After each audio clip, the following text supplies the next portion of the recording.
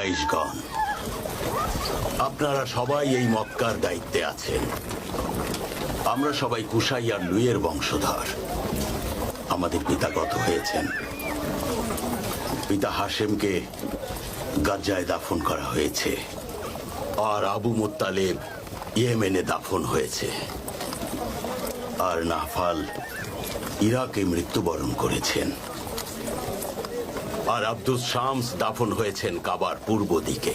আমাদের শেষ পরিণতিও যেন এমন হয় আব্দুল মুত্তালিব। আমরা কাবাকে মানি। আর আপনি আমাদের সর্দার আব্দুল মুত্তালিব। সবার ভালো হোক। এখানে আসা তীর্থযাত্রীদের খাবার ও পানি দেয়া এবং এখানকার মানুষদের অধিকার রক্ষা করা, সবার হক আদায় করা, এটাই আমাদের দায়িত্ব। কিন্তু আমার পিতা হাশেম যে রীতি চালু করেন তা আর আজকাল দেখা যাচ্ছে না। আমি আবার শুরু করতে চাই।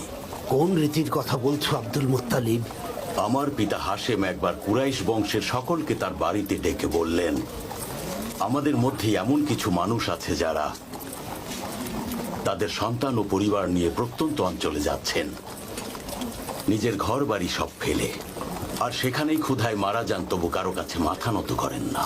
কুরাইশ বংশে এমন হওয়াটা খুবই লজ্জাজনক। এমন ঘটনা কুরাইশ বংশে আবার ঘটুক, সেটা আমরা কেউই চাই না। কিন্তু আজ আবার সেই ঘটনার পুনরাবৃত্তি হচ্ছে, এবং সেটা শুধু কুরাইশ বংশের নয়, কিনানা বংশ এবং আহাবিস বংশেও। এর পেছনে আমি শুধু একটাই কারণ দেখতে পাই, তা হলো বীরত্বের অহংকার আর সম্মান হারানোর ভয়, আর কিছুই না। তাহলে কি সমাধান আছে কুরাইশ প্রধান?